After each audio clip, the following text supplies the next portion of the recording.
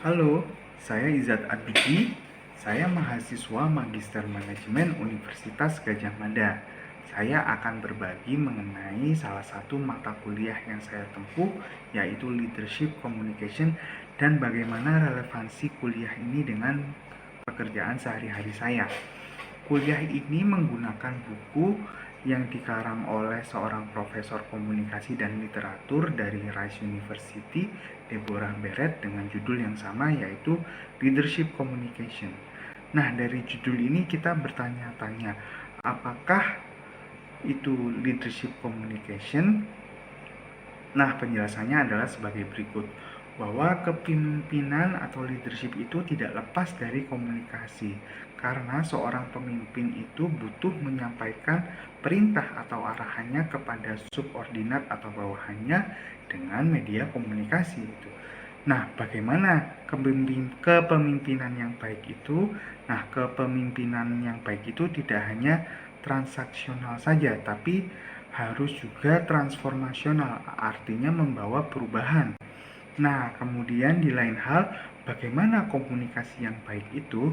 Nah, komunikasi yang baik itu tidak hanya dapat menciptakan understanding, namun harus juga dapat menciptakan perubahan atau change. Nah, benang merahnya ada di sini, bahwa kepemimpinan dan komunikasi itu harus sama-sama dapat membawa perubahan.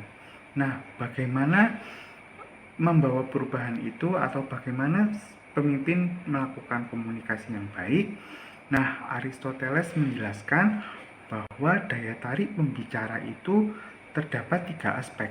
Yang pertama dari logos atau logika atau fakta. Nah, aspek ini terkait dengan apa yang dibicarakan atau apa yang dibawakan oleh pembicara tersebut.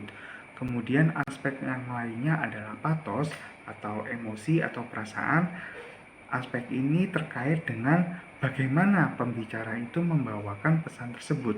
Kemudian aspek yang ketiga adalah ethos atau kredibilitas. Artinya siapa yang menyampaikan pesan tersebut. Nah, relevansi dari aspek yang dijelaskan oleh Aristoteles adalah bahwa kita tidak harus menjadi seorang CEO atau seorang direktur atau seorang manajer untuk melakukan komunikasi kepemimpinan. Semua orang butuh dapat melakukan komunikasi kepemimpinan. Contohnya dalam keseharian kita untuk aspek logos, bagaimana kita dapat menyajikan presentasi dengan data dan fakta yang objektif, dan bagaimana mendapatkan insight yang baik dari data dan fakta tersebut.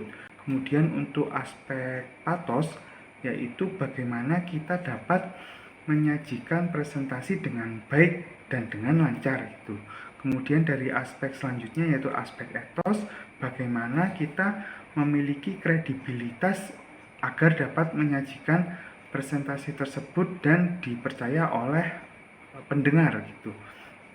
Nah, untuk mengasah aspek-aspek tersebut diperlukan, untuk aspek logos diperlukan persiapan data yang cukup matang. Kemudian untuk aspek pathos, untuk mempersiapkannya dibutuhkan latihan yang sering.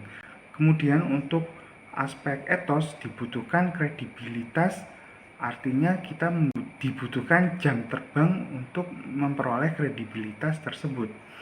Nah, saran dari pembahasan dari kuliah Leadership Communication ini bahwa mungkin sekarang kita bukan seorang CEO, direktur, atau manajer, tapi dari teori ini kita dapat mempersiapkan diri atau melayakkan diri kita untuk menjadi seorang leaders atau seorang pemimpin, bahwa kita tidak tahu apa yang terjadi di masa depan, tapi sepanjang kita mempersiapkannya, kita akan siap. Seperti apa yang dikatakan Seneca, bahwa luck is what happens when preparation meets opportunity. Demikian sharing dari saya Izat Abidi. Sampai jumpa.